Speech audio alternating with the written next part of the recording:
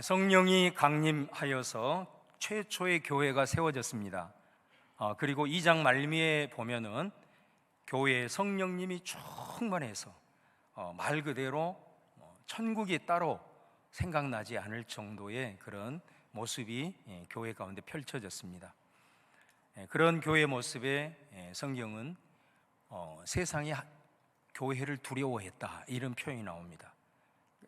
교회 안에서 성령님이 운행하심으로 세상에서는 상상할 수 없는 그런 표적과 그런 기적들이 일어났다라는 것이죠.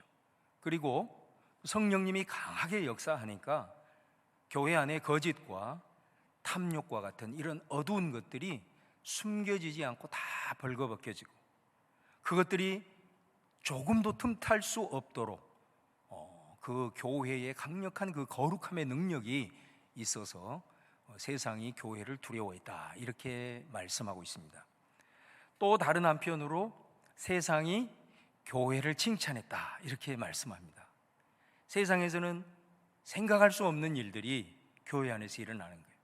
정말로 힘든 당시의 시기였음에도 불구하고 정말 사랑 안에서 서로 교제하고 또 연약한 이들을 함께 돌보는 이런 일들이 자연스럽게 세상을 향하여 이렇게 소문으로 퍼져나가면서 세상에 지치고 힘든 영혼들이 교회를 바라보게 되고 교회로 나오게 되고, 그래서 초대교회가 크게 부흥하는 그런 역사가 나타나게 됩니다.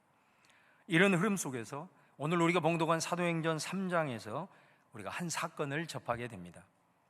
오늘 본문의 배경은 성전입니다. 여기서 성전이라 하면 교회를 가리키는 게 아니고 유대교 성전을 가리킵니다. 3장 1절에 보면 제9시 기도 시간에 베드로와 요한이 성전에 올라갈새, 당시 초대교회 지도자인 베드로와 요한이 성전에 올라가는 겁니다. 뭐하러 올라가느냐? 기도 시간에 기도하러 올라간다는 것입니다.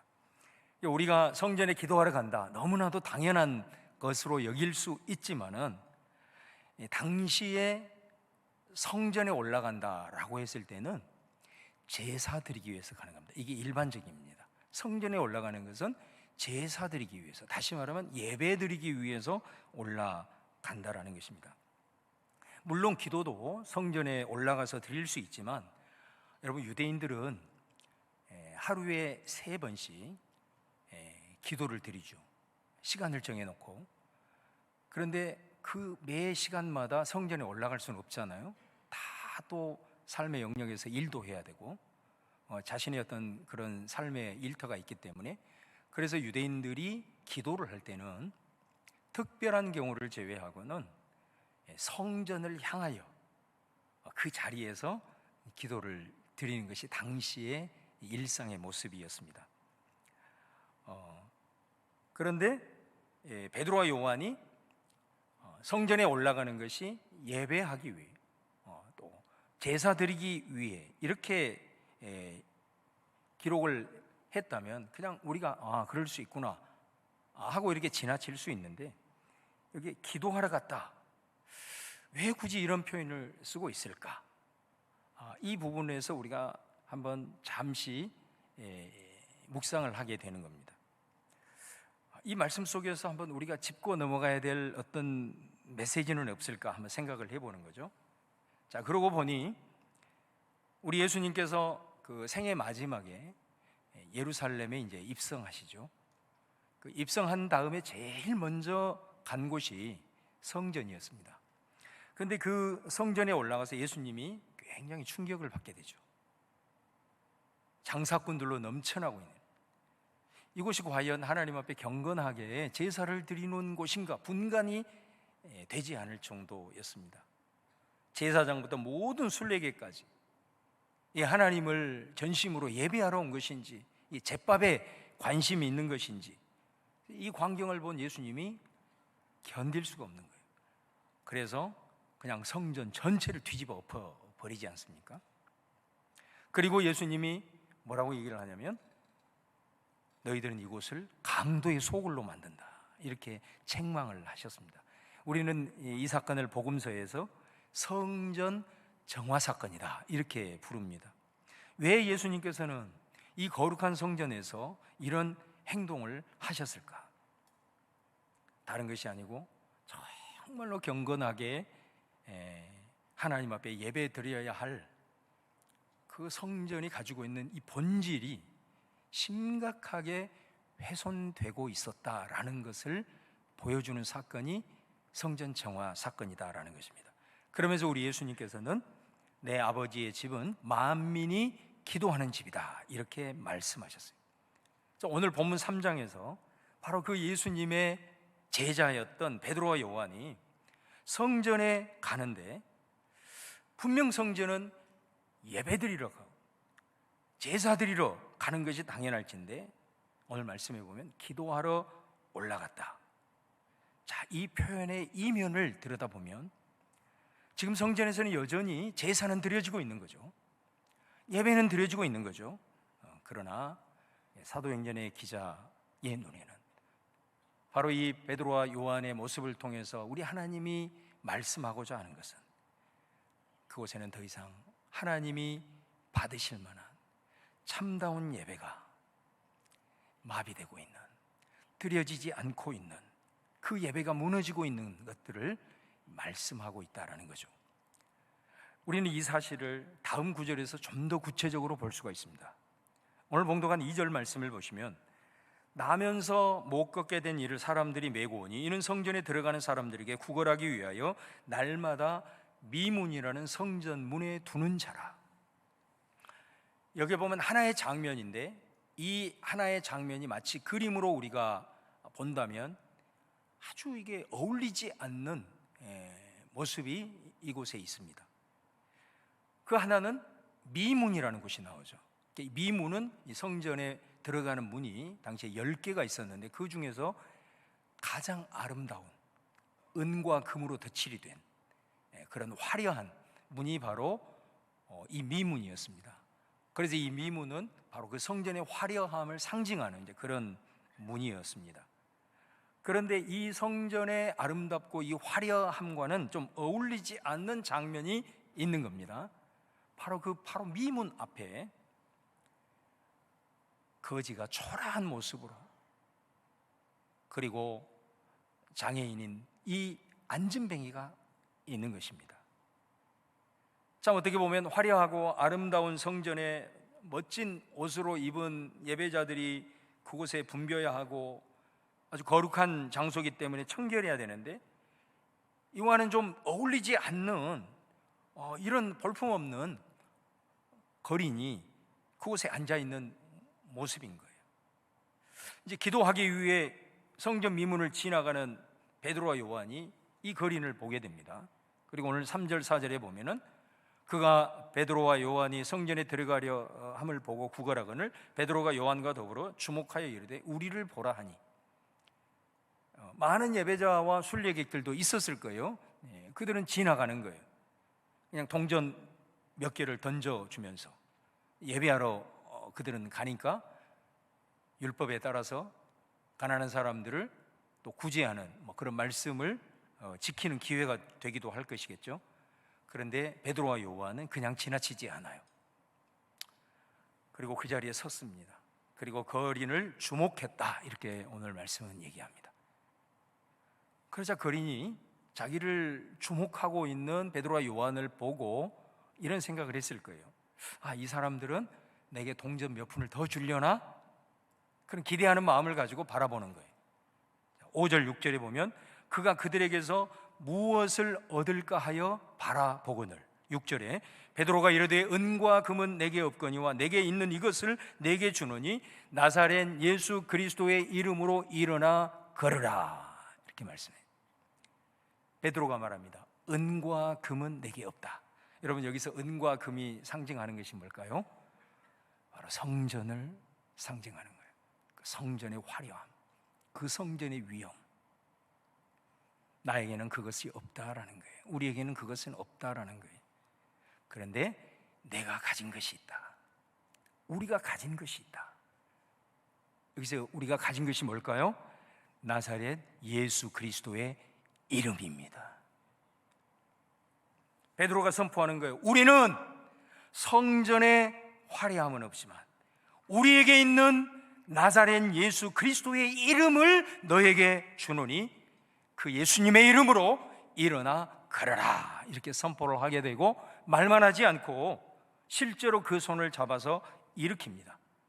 7절 8절에 보시면은 오른손을 잡아 일으키니 발과 발목이 곧 힘을 얻고 뛰어서서 걸으며 그들과 함께 성전으로 들어가면서 걷기도 하고 뛰기도 하며 하나님을 찬송하니. 할렐루야. 은과 금이 상징하는 것처럼 당시의 예루살렘 성전은 참 거대하고 화려했습니다. 황금으로 치장된 아주 최고의 건축물이에요. 그래서 감람산 위로 태양이 쫙 떠오르게 되면 그 햇빛에 반사된 금빛 찬란한 휘황찬란한 모습이 펼쳐지고 그것 자체만으로 많은 사람들을 압도해버리는, 그리고 엄청난 부를 소유하고 성전을 섬기는 제사장들은 최고의 권력을 누리고, 자, 그런데 그런 성전 문 앞에 안진뱅이가 앉아서 구걸하고 있는 겁니다. 이 안진뱅이 나이가 4장 22절에 보면 40살이에요. 40살. 어려서부터 이곳에 사람들이 옮겨져서 구걸을 했던 것입니다. 여러분, 이 찬란하고 화려한 성전, 그 앞에 볼품없고 너무나도 초라한 이 어울리지 않는 이 그림의 모습을 보면서 여러분 어떤 생각이 드십니까? 엄청난 크기와 그 화려함, 그 위엄이 있는 성전인데 이 거지 안진뱅이를 위해서 이 성전이 40년 동안 해줄 수 있는 것이 뭐였느냐? 동전 몇 푼 던져주는 것밖에 할 수 없었다는 거예요. 은과 금은 내게 없거니와. 이 베드로의 선포는 다른 것이 아니라 성전의 화려함 이면에 성전의 무기력함과 무능함을 사실 역설적으로 비판을 하고 있는 거예요. 오히려 은과 금의 그 화려함과 그 위엄으로 인해서 성전이 정말로 가져야 될 영적인 권세를 다 잃어버린, 그것으로 인해서 오히려 영적인 능력이 잠식당해버린 것에 대한 하나님의 그 아픈 마음이 베드로의 입술을 통해서 선포가 되고 있는 것입니다. 1980년대 그 미국의 텍사스주에서 일어난 일인데, 그 텍사스주 하면 여러분 그 원유, 석유가 굉장히 유명한 곳이잖아요. 그 지역에 이제 한 교회가 세워져서 잘 성장을 하고 있는데, 그 교회에 이제 큰 컴파운드가 있는데 그 컴파운드 마당에서 유전이 발견이 돼버린 겁니다. 석유가 발견이 돼버린 거예요. 그런데 그 유전이 발견되면서 그 교회는 뜻하지 않는 어려움에 봉착을 하게 됩니다. 이 엄청난 재산 가치가 있는 이 유전을 어떻게 처리를 할 것인가에 대해서 우리식으로 얘기하면 공동의회가 소집이 된 거예요. 교인 총회가 소집이 된 겁니다. 그 토론의 주제가 뭐였느냐? 이 유전은 누구의 것인가? 난상 토론을 하게 되고 그 결론이 뭐냐? 유전이 발견되기까지 교회에 등록한 교인들의 공동재산이라는 결정을 내리게 됩니다. 교회는 그 결정이 있은 다음부터 기존 교인들의 재산을 보호하기 위해서 새 가족을 받지 않게 됩니다. 새 교우가 오게 되면 교인 1인당 돌아갈 유전 배당금이 줄어들기 때문이었습니다. 그때부터 이 교회는 더 이상 교회가 아니었던 거죠. 서로 더 차지하려고 파벌이 생기고 교회는 분열되기 시작했고 결국 그 교회는 문을 닫게 됩니다. 그 성도들은 얼마의 돈은 손에 넣었지만 그들의 신앙은 완전 파산하고 말았던 거예요. 교회를 통해서 나타나야 될 하나님의 영광, 예수님의 그 고귀한 이름이 돈이라고 하는 물질 앞에 처참하게 짓밟힌 실화입니다.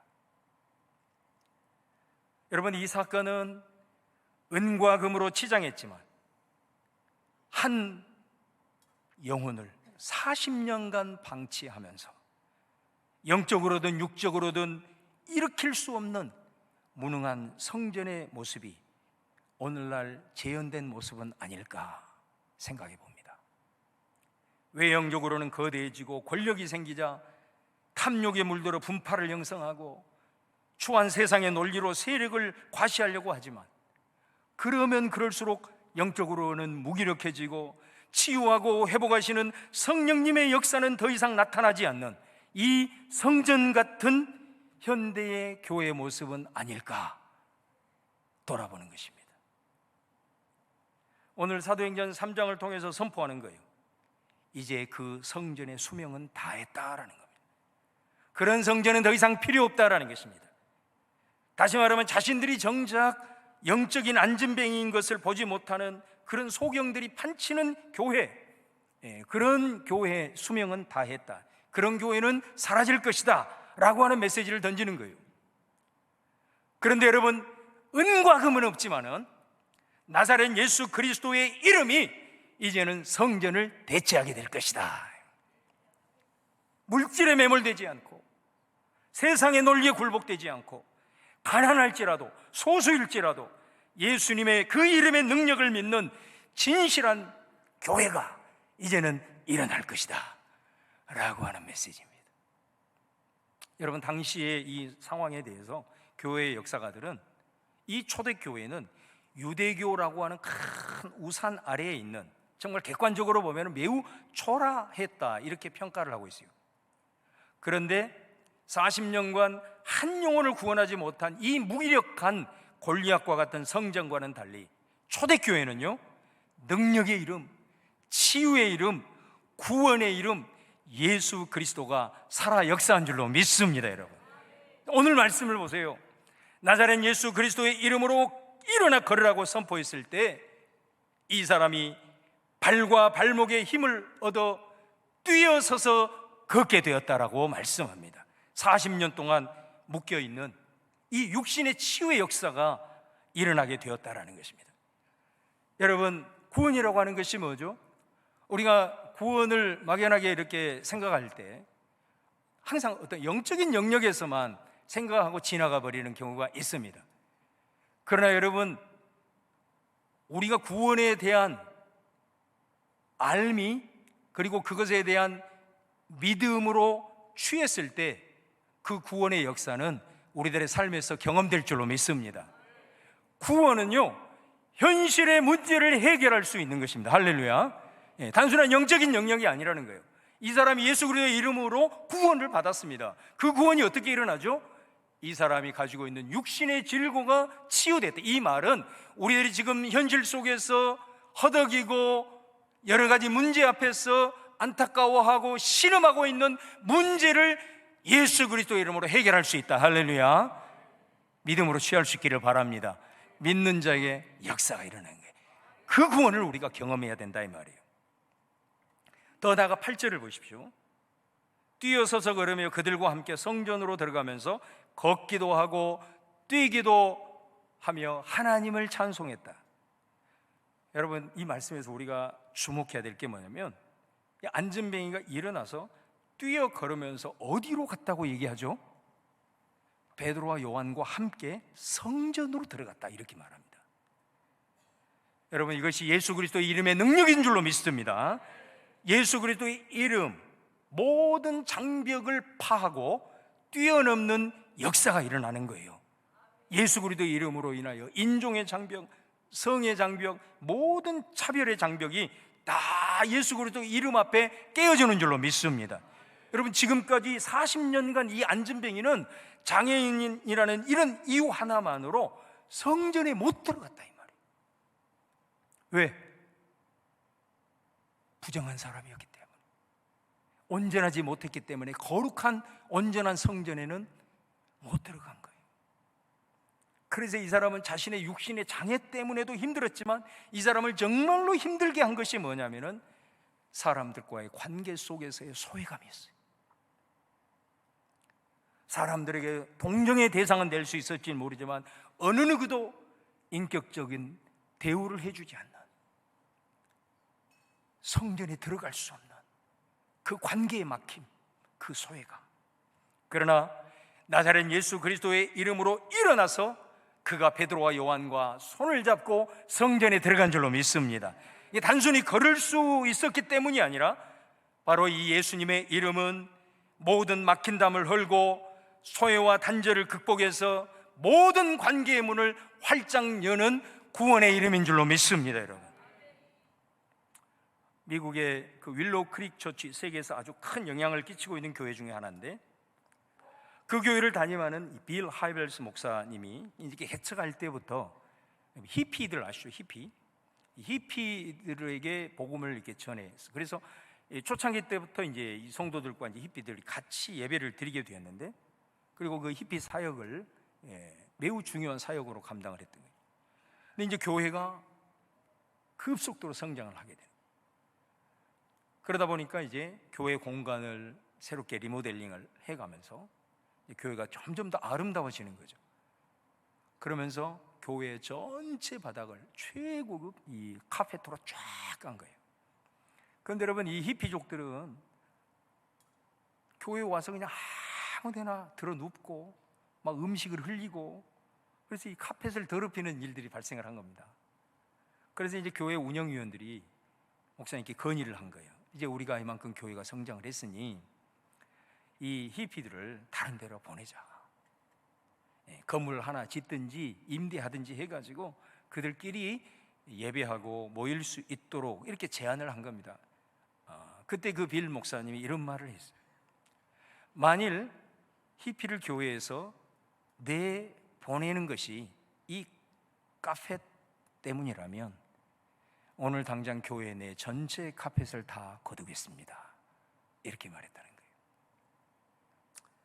여러분, 구원이 뭐죠? 구원은 단절된 관계가 풀어지는 것입니다. 어떤 차별도, 어떤 장벽도 다 깨뜨리는 화목의 역사가 구원인 줄로 믿습니다. 이 교회 역시도 돈이 생기고 화려해지면서 차별의 장벽을 세우려는 유혹을 받게 된 거예요. 그런데 이 교회는 그것을 이겼습니다. 이겨낸 겁니다. 이 자리에 앉아 계신 우리 모든 성도님들은 다 구원받은 줄로 믿습니다. 그렇다면 구원받은 여러분, 여러분의 관계는 안녕하십니까? 교회는 다 구원받은 사람이죠. 구원은 막혀있는 관계를 다 풀고 화목하는 거예요. 그게 구원이에요. 그래서 교회 안에서의 우리들의 삶의 모습은 좀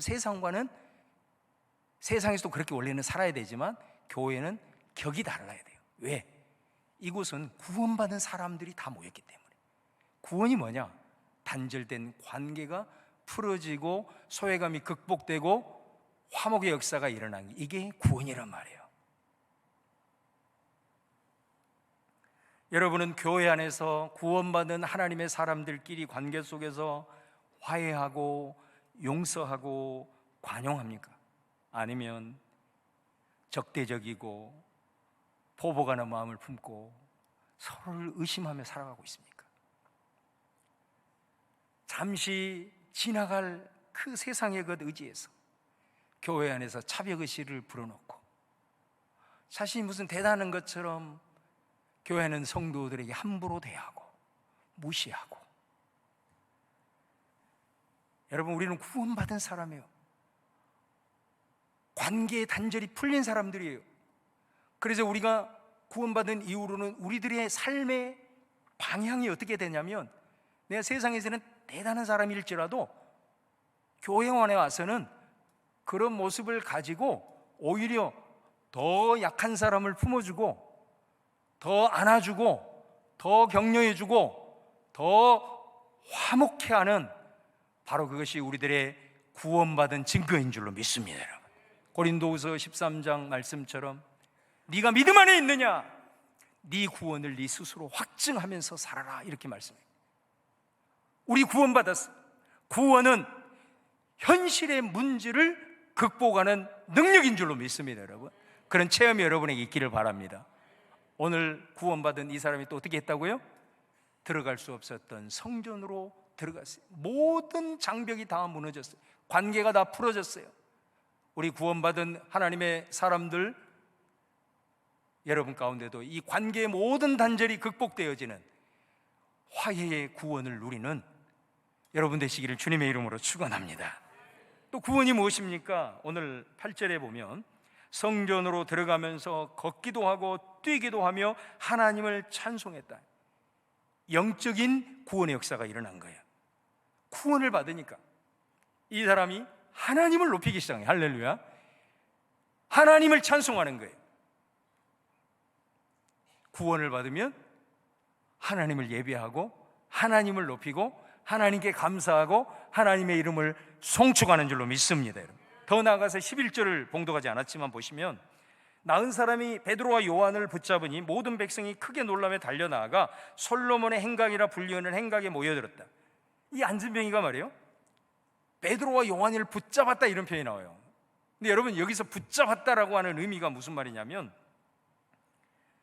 앞으로 나도 당신 베드로와 요한과 함께 하겠습니다, 그런 의미예요. 이게 나도 이제 당신들처럼 예수님의 제자로 의탁하는 삶을 살겠습니다, 그런 의미예요. 이게 구원은 거듭남이라고 그러잖아요. 다시 태어났다라고 얘기하잖아요. 다시 어떻게 태어났죠? 우리가 구원을 받음으로 어떻게 태어난 겁니까? 내가 지금까지 걸어왔던 내 삶의 방향이 완전히 새로워지는 거예요. 이렇게 우리는 새롭게 태어난 거예요. 어떤 삶의 방향으로? 우리 주님께서 가져오신 하나님의 나라의 꿈과 비전을 향하여 내 인생의 방향을 설정하는 모습으로 변화되는 것이 영적 구원인 줄로 믿습니다.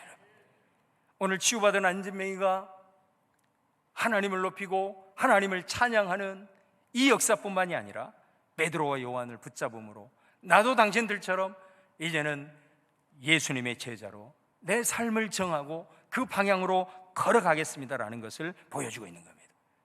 여러분, 은과 금은 내게 없거니와 내게 있는 것으로 내게 주노니 예수 그리스도의 이름은 구원의 이름인 줄로 믿습니다. 현실의 문제를 해결하는 것입니다. 관계의 모든 장벽을 뛰어넘게 하는 것입니다. 영적으로 새로운 차원으로 눈을 뜨고 내 인생의 방향을 변화시키는 것이 예수 그리스도의 구원의 이름인 줄로 믿습니다. 여러분, 오늘 말씀을 마무리하면서 혹시 저와 여러분 가운데 이 안진뱅이와 같이 성전의 미문 앞에 앉아있는 모습은 아닌지 한번 돌아보기를 바랍니다.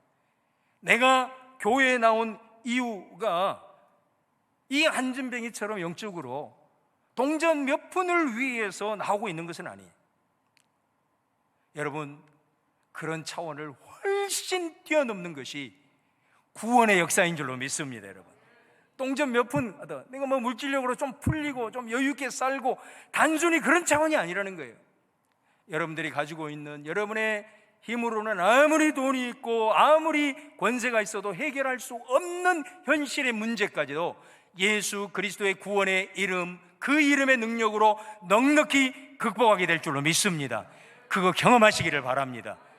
구원은 현실의 문제를 해결해 줍니다. 이 확고한 믿음을 가지고 하나님 앞에 나아가십시오. 교회를 통해서 그 역사를 이루게 될 줄로 믿습니다. 뿐만 아닙니다. 우리가 교회를 통해서 구원을 받았다는, 예수의 이름으로 구원을 받았다라고 하는 것은 내 안에 막혀있던 모든 장벽들이 하나하나 풀어졌어. 오늘 야곱이 하나님과 씨름하면서 그가 변화된 것 중에 하나가 뭐예요? 그렇게 에서가 두렵고 에서를 무서워했는데 영적인 씨름을 하고 나서 그 다음날 에서를 보니까 에서의 모습 속에서 하나님의 얼굴이 보였다니, 이게 구원입니다. 이게 구원. 구원받은 하나님의 사람들은 화목의 사람, 화해의 사람, 품어주고 포용력 있고 이런 인생의 방향을 가지고 한 걸음 한 걸음 살아가는 멋진 인생인 거예요. 할렐루야. 여러분, 또 구원은 내가 지금까지 내가 인생의 목표로 살아왔던 내 삶의 목표의 근본 정신이 하나님의 나라, 말씀을 통해서 나타난 하나님의 나라의 꿈을 꾸고 비전을 보고 그것을 향해서 내 삶을 의탁할 수 있는 그런 놀라운 영적인 거듭남과 변화의 역사를 이룰 수 있는 것이 구원이라는 것을 기억하면서 사랑하는 여러분, 바로 이 예수님의 구원의 이름이 몸된 제단을 통해서 마음껏 경험되어질 수 있기를 주의 이름으로 축원합니다. 교회도 마찬가지입니다. 여러분, 지금 은과 금이 참 어떻게 보면 현대 교회를 아주 무기력한 성전처럼 만들어 가고 있는 듯한 느낌이 많습니다.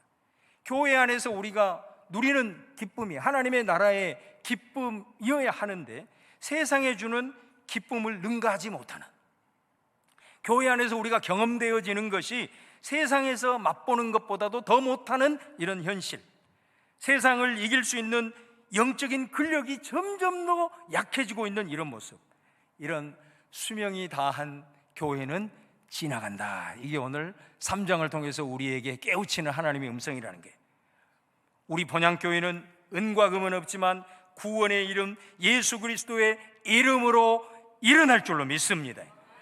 그리고 뛰어 걸으면서 성령님이 강력하게 운행하심으로 이 자단에 들어온 모든 사람들이 하나님 행하시는 구원의 역사를 볼 수 있기를 주의 이름으로 축원합니다. 그리고 구원을 경험할 수 있기를 축원합니다. 오늘 이 모든 2부 예배 한 사람 한 사람이 그런 간증의 주인공이 될 수 있기를 주님의 이름으로 축원합니다.